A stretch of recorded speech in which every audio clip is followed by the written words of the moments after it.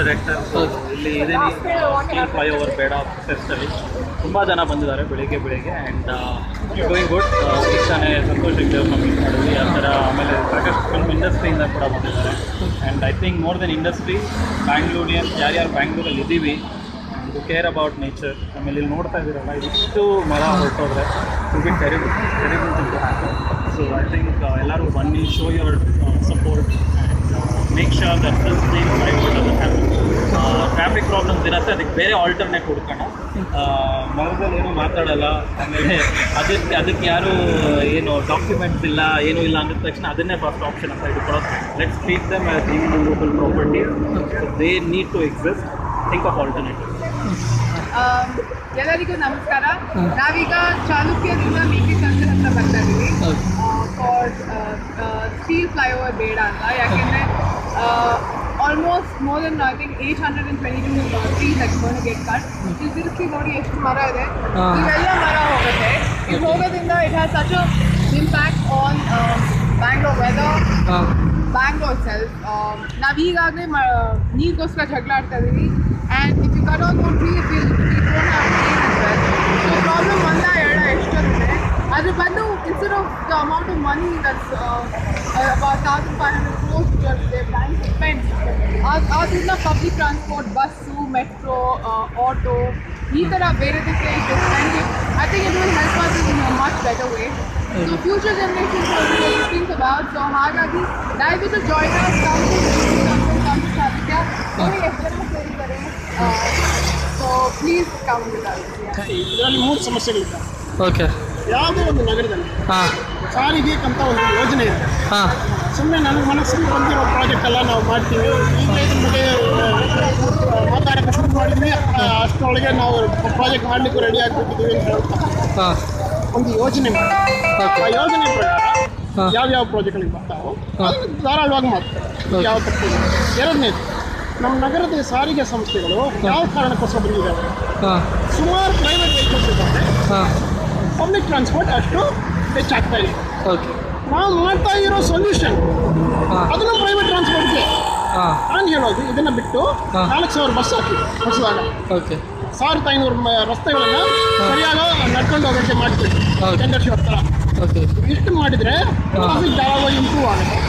ಅದನ್ನು ಬಿಟ್ಟು ನಾವು ಮತ್ತೆ ಸ್ವಂತ ಗಾಡಿಗಳಿಗೆ ರಸ್ತೆ ಕಟ್ಕೊಡ್ತೀವಿ ಅಂತ ಹೇಳಿದ್ರೆ ಇನ್ನೂ ಗಾಡಿಗಳು ಬರುತ್ತೆ. ಇದರಿಂದ ಈ ಸಮಸ್ಯೆ ಸರಿಯಾದ ಸಾಧ್ಯವೇ ಇಲ್ಲ. ಮೂರನೇ, ಯಾವುದೇ ಒಂದು ನಗರದಲ್ಲಿ ಇಲ್ಲಿ ಮಾತ್ರ ಇಲ್ಲಿ ಭಾರತ ಮಾತ್ರ ಇದ್ದರೆ ಇಡೀ ಲೋಕದಲ್ಲಿ ಯಾರು ಸಿಟಿ ಸೆಂಟರ್ ಏರಿಯಾದಲ್ಲಿ, ಹಳೆ area, heritage area, open space ಇರೋ ಏರಿಯಾ, ಪಬ್ಲಿಕ್ ಪಾರ್ಕ್ಸ್ ಇರೋ ಏರಿಯಾದಲ್ಲಿ ಯಾರು ಪ್ರಯೋಗನೆಲ್ಲ ಮಾಡಲ್ಲ. ಒಂದು ವಿಷನ್ ಇರಬೇಕು, ನಮ್ಮ ನಗರ ಹೆಂಗಿರಬೇಕು. ಇವತ್ತು ಮಾತ್ರ ಅಲ್ಲ, ಕೆಂಪೇಗೌಡರ ಥರ, ವಿಶ್ವೇಶ್ವರಯ್ಯ ಥರ, ಲಕ್ಷ್ಮಣರಾವ್ ಥರ 200 ವರ್ಷ ಹಿಂದೆ ಹೇಗೆ ಇರಬೇಕು ಬೆಂಗಳೂರು ಅಂತ ಒಂದು ವಿಷನ್ ಇರಬೇಕು. ಅದನ್ನ ಪ್ರಕಾರ ಒಂದು ಯೋಜನೆ ಮಾಡಬೇಕು. ಅದನ್ನ ಪ್ರಕಾರ ನಾವು ಆಡಳಿತ ಮಾಡಿದ್ದೇವೆ. ಇದನ್ನು ಬಿಟ್ಟು ಇವತ್ತು ಬಂದಿರೋ ನನ್ನ ಮನಸ್ಸಿಗೆ ಬಂದಿರೋ ಪ್ರಾಜೆಕ್ಟನ್ನು ಇವತ್ತೇ ಮಾಡ್ತೀವಿ ಅಂತ ಮಾಡೋದು ತಪ್ಪು. ಅದನ್ನು ಪಬ್ಲಿಕ್ ಟ್ರಾನ್ಸ್ಪೋರ್ಟನ್ನು ಬಿಟ್ಟು ಪ್ರೈವೇಟ್ ಟ್ರಾನ್ಸ್ಪೋರ್ಟ್ನೆಲ್ಲ ಫೋಕಸ್ ಮಾಡೋದು ಭಾಳ ತಪ್ಪು. ಇದರಿಂದ ಈ ಸಮಸ್ಯೆ ಸರಿಯಾಗಿ ಸಾಧ್ಯವೇ. ಮತ್ತೆ ಪರಿಸರಕ್ಕೂ ಹಾನಿ, ಅದು ಮರಗಳನ್ನೆಲ್ಲ ಇದೆ. ಪರಿಸರ ಬಗ್ಗೆ ನಾವು ಒಂದು ಮಾತು ಹೇಳ್ತೀವಿ. ನಮ್ಮ ನಗರ ಯಾವ ಕಾರಣಕ್ಕೋಸ್ಕರ ಫೇಮಸ್ ಆಗಿದೆ, ಗ್ರೀನ್ ಸಿಟಿ, ಗಾರ್ಡನ್, ಅದನ್ನೇ ನಾವು ತೆಗೆದುಬಿಟ್ರೆ ನಾಳೆ ನಮಗೂ ಬೇರೆ ನಗರದಲ್ಲಿ ಯಾವ ವ್ಯತ್ಯಾಸವೂ ಇರಲ್ಲ. ನಾವು ಈ ಥರ ಬೆಂಗಳೂರು ಒಂದು ಪ್ಯಾರಡೈಸ್ ಸಿಟಿ ಅಂತ ಹೇಳೋದು ಕಾರಣನೇ ನಾವು ಇದುವರೆಗೂ ನಾವು ಎನ್ವೈರನ್ಮೆಂಟ್ನ ಸೇಫ್ ಗಾರ್ಡ್ ಮಾಡಿ ಒಂದು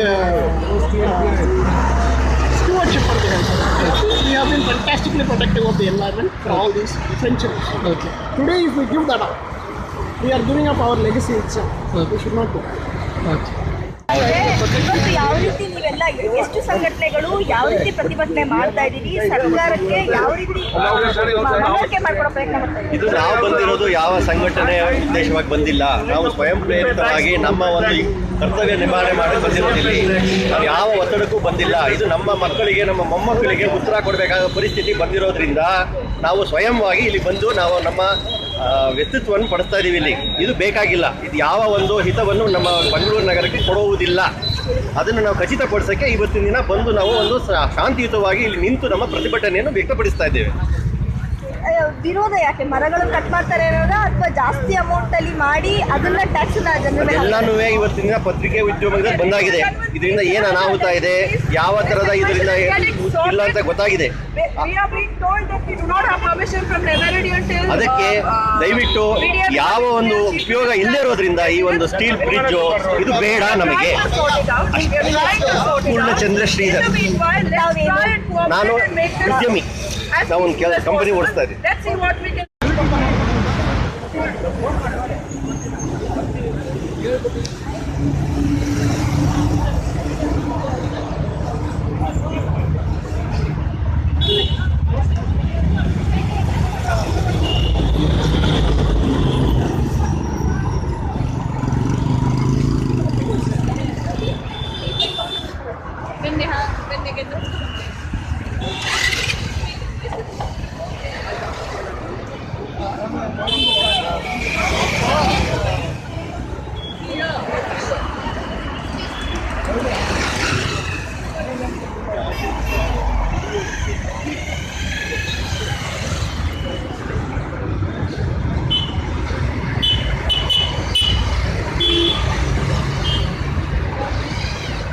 ಹಾಯ್,